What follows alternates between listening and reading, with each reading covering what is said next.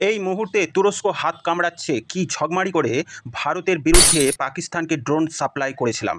তুর্কির president এরদোগানের জামাই ও মেয়ের Bayraktar টিবি-2 drone ৫ বছর যে সুনাম অর্জন করেছিল তা পাকিস্তান ভারত যুদ্ধে ভারতের এয়ার ডিফেন্স সিস্টেম এল-৭০ ও আকাশ তীরের কাছে ১০০% নিষ্ক্রিয় হয়ে যায়। পাকিস্তানের সমস্ত ড্রোন হামলার আকাশে ধ্বংস করে দেয় ভারত, যার ফলে গোটা পৃথিবীব্যাপী তুর্কি ড্রোনের যে চাহিদা ছিল তা ক্রমবর্ধমান কমতে থাকে।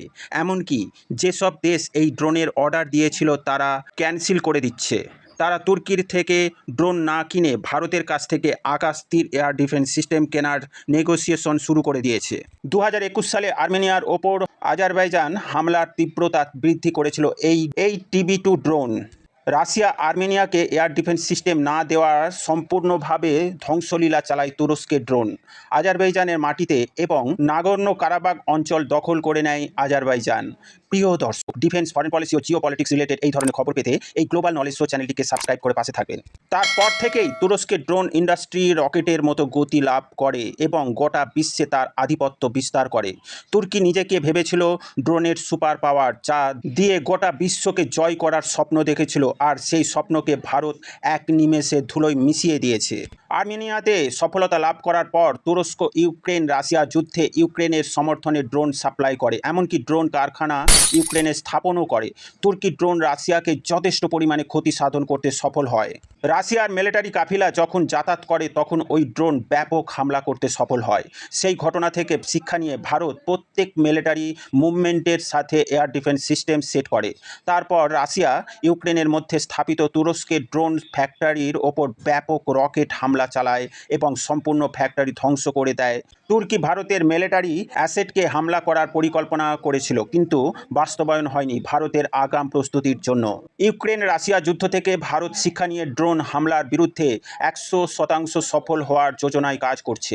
ভারতের সঙ্গে পাঙ্গা নিয়ে তুর্কির অবস্থা এখন ছেড়ে দেমা কেঁদে বাঁচি। তুর্কি কখনো স্বপ্নেও ভাবতে পারেনি যে সব জায়গায় জয়লাভ করার পরেও ভারতের কাছে এভাবে গোহারান হেরে যাবে। তার গোটা বিশ্বে চর্চিত বাইরাক্তার টিবি-2 ড্রোন ভারতের মাটিতে মুখ থুবড়ে পড়বে। এদিকে আবার ভারত আর্মেনিয়াকে আকাশ তীর এয়ার ডিফেন্স সিস্টেম সরবরাহ করতে চলেছে। তার সাথে দিয়েছে পিনাকা রকেট লঞ্চার এবং ভবিষ্যতে ব্রহ্মোস মিসাইল দেওয়ার চুক্তির নেগোসিয়েশন চলছে। ভারত আর্মেনিয়াকে তুরস্ক এবং আজারবাইজানের বিরুদ্ধে মজবুত প্রতিপক্ষ তৈরি করতে শুরু করে দিয়েছে, যা ভেবে দুই দেশের দুশ্চিন্তার শেষ নেই এবং ভারতকে ক্রমাগত ধমকি দিচ্ছে। ভারত আর্মেনিয়াকে এতটাই ক্ষমতাসীন করে তুলতে চাইছে যাতে করে তার ২০২১ সালে কেড়ে নেওয়া নাগর্নো কারাবাগ অঞ্চলকে পুনরুদ্ধার করতে পারে। ভারত সমস্ত রকম সহযোগিতার আশ্বাস দিয়েছে আর্মেনিয়াকে। কিছু বছরের মধ্যেই আর্মেনিয়া ঝাঁপিয়ে পড়বে তুরস্কের ওপর। সেই ভেবে এখন থেকেই তুরস্কের রাতের ঘুম চলে গেছে। যে ভারত তুরস্কের ভূমিকম্পের জন্য অপারেশন দোস্ত নামক রেস্কিউ টিম পাঠিয়ে তুরস্কের বিপদে পাশে দাঁড়িয়েছিল, সেই তুরস্ক মুসলিমদের খলিফা হওয়ার জন্য যখন ভারতের পিঠে ছুরি মারল, পাকিস্তানকে ড্রোন সাপ্লাই দিয়ে এর খেসারত দিতে হবে তুরস্কের সমস্ত বাণিজ্য কারবার, এমনকি এরদোগানের তুরস্কের প্রেসিডেন্ট থেকে সরেও যেতে হতে পারে। প্রিয় দর্শক, সম্পূর্ণ ভিডিও সম্বন্ধে আপনাদের মতামত কমেন্টের মাধ্যমে জানাবেন।